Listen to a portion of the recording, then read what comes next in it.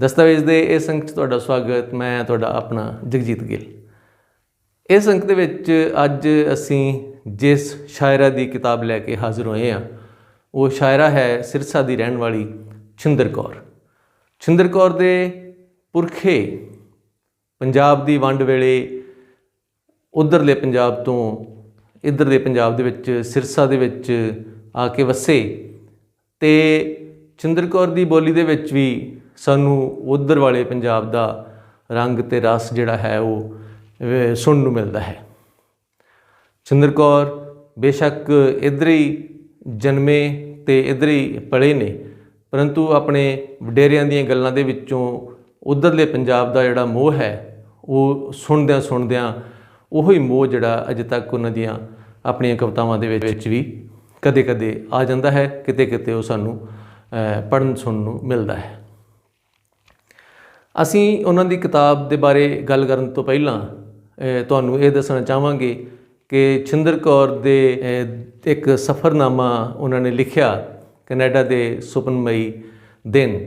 ਇਹ ਸਫ਼ਰਨਾਮਾ ਇਹੋ ਜਿਹੇ ਤਰੀਕੇ ਦੇ ਨਾਲ ਉਹਨਾਂ ਨੇ ਇਹੋ ਜਿਹੀ ਕਹਾਣੀ ਦੇ ਰੂਪ 'ਚ ਲਿਖਿਆ ਕਿ ਪੜ੍ਹਨ ਨੂੰ ਲੱਗਦਾ ਨਹੀਂ ਕਿ ਇਹ ਇੱਕ ਸਫ਼ਰਨਾਮਾ ਹੋਏਗਾ, ਕਿਉਂਕਿ ਉਹਨਾਂ ਦੀਆਂ ਜੋ ਆਪਣੀਆਂ ਯਾਦਾਂ ਨੇ, ਜੋ ਉੱਥੇ ਹੋਈਆਂ ਘਟਨਾਵਾਂ ਅਤੇ ਉਸ ਤੋਂ ਬਾਅਦ ਜੋ ਇੱਧਰ ਹੋਈਆਂ ਘਟਨਾਵਾਂ ਉਹਨਾਂ ਨੇ ਉਹਨਾਂ ਦਾ ਜ਼ਿਕਰ ਕੀਤਾ ਹੈ, ਉਹ ਇੰਨੇ ਸਹਿਜ ਤਰੀਕੇ ਦੇ ਨਾਲ, ਇੰਨੀ ਸਹਿਜਤਾ ਦੇ ਨਾਲ ਕੀਤਾ ਹੈ ਕਿ ਵੇਖਣ ਨੂੰ ਇੰਝ ਲੱਗਦਾ ਹੈ ਜਿੱਦਾਂ ਆਪਾਂ ਕੋਈ ਕਹਾਣੀ ਪੜ੍ਹ ਰਹੇ ਹੋਈਏ ਜਾਂ ਕਿਸੇ ਦੀ ਗੱਲ ਸੁਣ ਰਹੇ ਹੋਈਏ। ਕੈਨੇਡਾ ਦੇ ਸੁਪਨਮਈ ਦਿਨ ਦਾ ਜਿਹੜਾ ਅਖੀਰਲਾ ਚੈਪਟਰ ਹੈ ਉਹ ਸਾਨੂੰ ਬੜਾ ਅਸਹਿਜ ਕਰ ਦਿੰਦਾ ਹੈ, ਸਾਡੇ ਲੂਈ ਕੰਡੇ ਖੜੇ ਕਰ ਦਿੰਦਾ ਹੈ, ਕਿਉਂਕਿ ਉਹਦੇ ਵਿੱਚ ਗੱਲ ਹੀ ਕੁਝ ਇਹੋ ਜਿਹੀ ਹੈ। ਮੈਂ ਚਾਹਾਂਗਾ ਕਿ ਉਹ ਮੈਂ ਤੁਹਾਡੇ ਨਾਲ ਸਾਂਝੀ ਕਰਾਂ।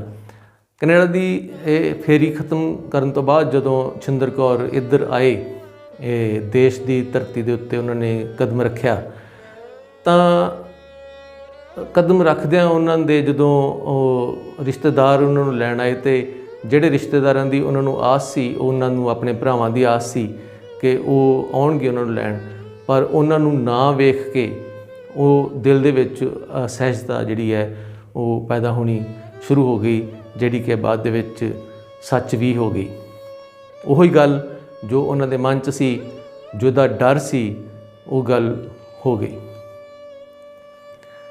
ਘਰੇ ਪੈਰ ਪਾਉਂਦਿਆਂ ਛਿੰਦਰ ਕੌਰ ਨੇ ਵੇਖਿਆ ਕਿ ਉਸ ਦੇ ਬੱਚੇ ਵੀ ਆਪੋ ਆਪਣੀ ਥਾਂ 'ਤੇ ਬੜੇ ਸਲੀਕੇ ਦੇ ਨਾਲ ਆਪਣੀਆਂ ਚੀਜ਼ਾਂ ਨੂੰ ਸਾਂਭ ਰਹੇ ਨੇ, ਆਪਣੀਆਂ ਕਿਤਾਬਾਂ ਨੂੰ, ਵਰਦੀਆਂ ਨੂੰ, ਸਾਰੇ ਕੱਪੜੇ ਲੱਤੇ ਸਾਰਾ ਬੜਾ ਉਹਨਾਂ ਨੇ ਸਲੀਕੇ ਦੇ ਨਾਲ ਸਾਂਭਿਆ ਹੋਇਆ ਹੈ, ਜਿਹੜਾ ਕਿ ਛਿੰਦਰ ਕੌਰ ਨੂੰ ਲੱਗਿਆ ਕਿ ਬੜਾ ਹੈਰਾਨੀ ਵਾਲਾ ਕੰਮ ਹੈ, ਕਿਉਂਕਿ ਬੱਚੇ ਅਕਸਰ ਇਹ ਕੰਮ ਨਹੀਂ ਕਰਦੇ ਕਿ ਉਹ ਕੁਝ ਹੀ ਦਿਨਾਂ ਦੇ ਵਿੱਚ ਸਿਆਣੇ ਹੋ ਗਏ ਹੋਣ। ਫਿਰ ਉਹਨਾਂ ਨੂੰ ਲੱਗਿਆ ਕਿ ਮੈਨੂੰ ਆਪਣੇ ਪੇਕੇ ਘਰ ਜਾ ਕੇ ਮਿਲ ਆਉਣਾ ਚਾਹੀਦਾ ਹੈ ਕਿ ਉਹਨਾਂ ਦੇ ਭਰਾ ਜਿਹੜੇ ਉਹ ਉਸ ਨੂੰ ਏਅਰਪੋਰਟ 'ਤੇ ਲੈਣ ਕਿਉਂ ਨਹੀਂ ਆਏ। ਪੇਕਾ ਘਰ ਐਲਨਾਬਾਦ ਜਦੋਂ ਜਾਣ ਨੂੰ ਤਿਆਰ ਹੋਏ ਤਾਂ ਉਹਨਾਂ ਦੀ ਇੱਕ ਭੈਣ ਨੇ ਵੀ ਕਿਹਾ ਕਿ ਮੈਂ ਵੀ ਚੱਲਦੀ ਹਾਂ। ਉਹ ਵੀ ਉਹਨਾਂ ਦੇ ਨਾਲ ਆ ਗਈ, ਪਰ ਆਪਣੀ ਭੈਣ ਦੇ ਗਲ ਜਿਹੜੇ ਪਾਏ ਕੱਪੜੇ ਸਨ ਉਹਨਾਂ ਦਾ ਰੰਗ ਵੇਖ ਕੇ ਇਹ ਛਿੰਦਰ ਕੌਰ ਦੇ ਮਨ 'ਚ ਫਿਰ ਇੱਕ ਵਾਰੀ ਕੋਈ ਸ਼ੱਕ ਹੋਇਆ ਕਿ ਇਸ ਨੇ ਅੱਜ ਇੰਨੇ ਫਿੱਕੇ ਫਿੱਕੇ ਰੰਗਾਂ ਵਾਲੇ ਕੱਪੜੇ ਕਿਉਂ ਪਾਏ, ਪਰ ਫਿਰ ਵੀ ਹੋਊ ਪਰੇ ਕਹਿ ਕੇ ਉਸਨੇ ਗੱਲ ਨਾ ਕੀਤੀ।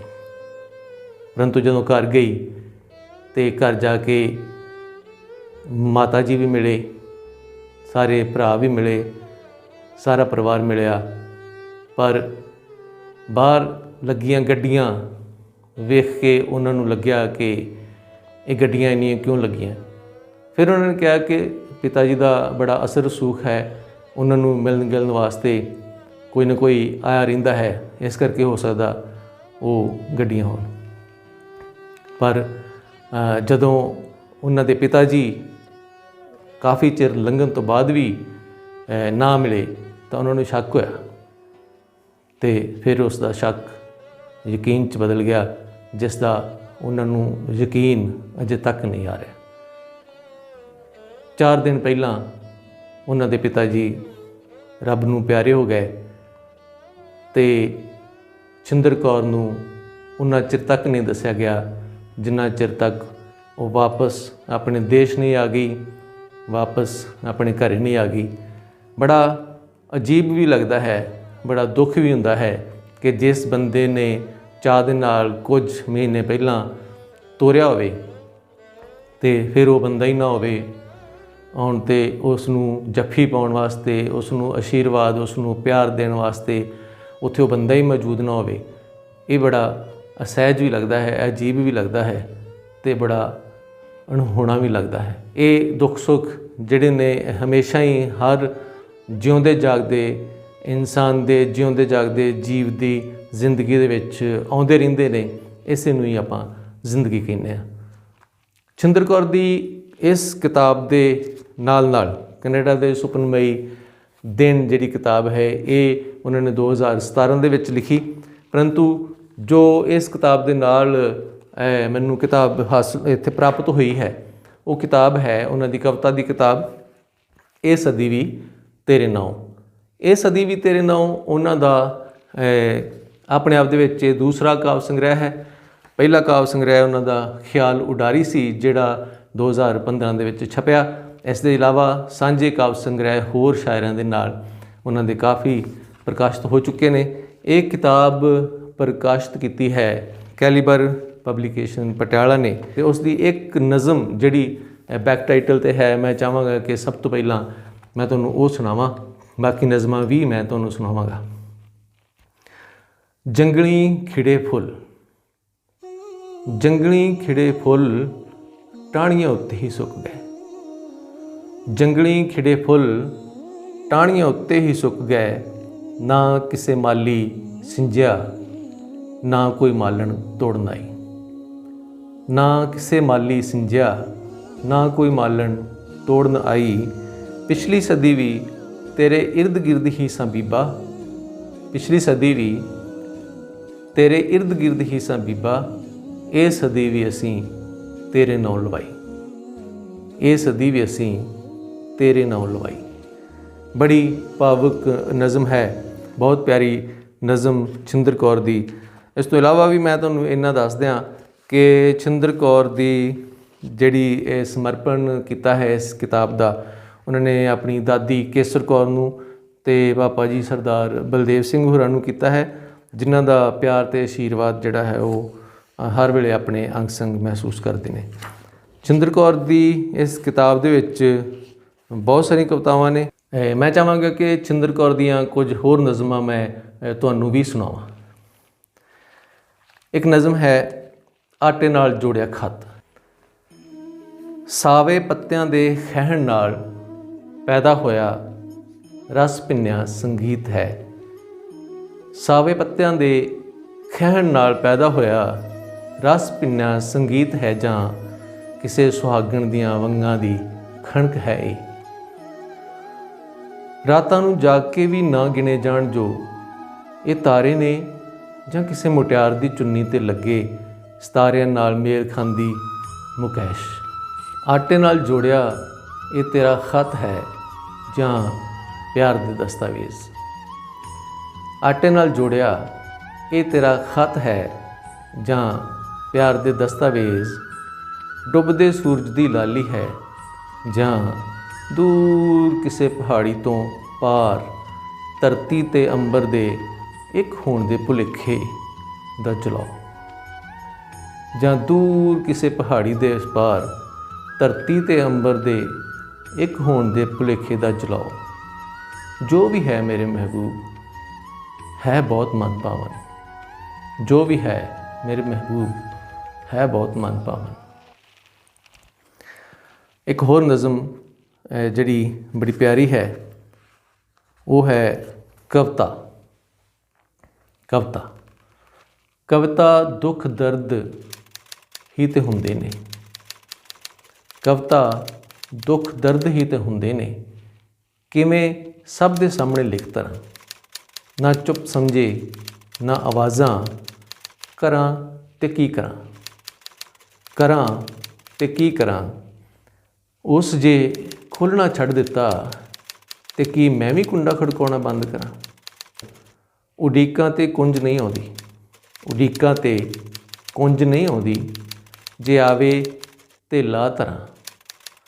जे आवे ते ला धरां, एक जी ही नहीं लगदा, इस जी दा की करां। एक जी ही नहीं लगदा, इस जी दा की करां। बहुत प्यारी नज़म ते सिद्धी साफ गल, कोई वल फेर नहीं। क्योंकि अज की जिहड़ी कविता है वो भावें छिंदर कौर दी होवे जां होर जिहड़े नवे शायर ने उन्हां दीयां कवितावां होण, अज दी कविता सरल कविता है, सौखी कविता है, आम आदमी दी समझ दे विच आउण वाली कविता है। जिहड़ी साडे वेले कविता लिखी जांदी सी 1985 तो 1995 तक की कविता जिहड़ी लिखी गई, उस कविता दे पिछे एक सोच ये सी कि जे कविता आम बंदे दी समझ दे विच आ गई तो वह कविता नहीं, तो उस कवि नूं कवि नहीं सी मन्निया जांदा जिस कवि दी कविता नूं आम बंदा समझ लैंदा सी। इस करके साडे उस वेले दे जिहड़े शायर ने उन्हां दे मत्थे 'च सूरज हुंदा सी हमेशा ही, ते पैरां दे विच किल हुंदे सी, ते हत्थां दीयां लकीरां जिहड़ियां वा वो गुंझलां पईयां हुंदियां सी, ते मन दे विच पता नहीं की काहदे काहदियां चीज़ां हुंदियां सी। मतलब इदां दे जिहड़े आ असीं बिंब लैके चलदे सां। एक आम शायर जिहड़ा ਉਹ कविता नूं उस कविता दे लागे नहीं सी जांदा, ते असीं समझ लैंदे सां कि एक आम बंदे दी समझ दे विच नहीं आई, इस करके ये कविता बड़ी उच्च पाए दी है, बड़ी उच्ची कविता है। तो जदों असीं उस कविता दे अर्थ करने तो अर्थ कुछ भी ना निकलने, क्योंकि मत्थे 'च सूरज हमेशा ही रहिंदा सी, पैरां 'च किल ही ठुके रहिंदे सी, पैरां दीयां लीकां पता नहीं कित्थे हुंदियां ही, असीं पता नहीं घरां नूं जांदे हां इधर नूं मुड़ पैंदे हां। मतलब इदां दीयां जिहड़े बिंब आ, इदां दी शब्दावली एक आम बंदे दी समझ तो परे, जां जे ना भी परे तो थोड़ी औखी, तो इस औखी शब्दावली नूं वरतण वास्ते वो शायर जिहड़ा वो अपना पूरा ढिल ला दिंदा सी, ते वो अपने आप नूं एक वधिया शायरां दी कतार दे विच खड़ा समझदा सी। वर्ड्सवर्थ ने भी कहा है कि जिहड़ी पोएटिक भाशा आ वो सिंपल ते रस्टिक होनी चाहिदी आ, पिंडां दे लोकां दी समझ दे विच आउण वाली। हालांकि कॉलरिज जिहड़ा कि उसका साथी सी वो इस गल नूं सहमति नहीं सी दिंदा कि आम लोकां दी भाशा जिहड़ी आ, आम लोकां दी बोली, कविता दी बोली नहीं होनी चाहिदी, पर वर्ड्सवर्थ दा एक ख्याल सी। हालांकि उन्हें भी कुछ कवितावां जिहड़ियां वो आम लोकां दी समझ तो उपर दी लिखियां, परंतु उसका ख्याल इहो ही सीगा कि जिहड़ी कविता दी बोली आ वो आम बंदे दी बोली होवे। इस तरह ही जे छिंदर कौर दी कविता की गल करिए तो एक आम बंदे दी बोली दे विच लिखियां गईयां, आम लोकां दी समझ दे विच आउण वालियां ये कवितावां ने। अज तुसीं सुनिया छिंदर कौर सिरसा होरां दी किताब ए सदी भी तेरे नाम दे बारे, ते उस किताब दे विचों कुछ कवितावां। इस अंक दे विच बस इन्ना ही। अगली बार फिर मिलांगे किसी नवे शायर दी नवीं किताब दे नाल। तद तक दे लई आग्या दिओ। रब रख।